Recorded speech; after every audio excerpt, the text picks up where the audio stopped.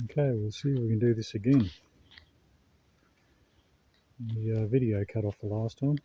I'm rebuilding a 2000 Kessner 8x5 trailer. Just all the sheet metal on it and probably a couple of mudguards on it. Structurally, it's pretty good. To do it, I built this trailer rotisserie, I call it. Just lift it up and down with a high lift jack each end. And there's another one that end. And yeah, all the sheet metal needs replacing on it, but yeah, sort of structurally it's pretty good. Can do the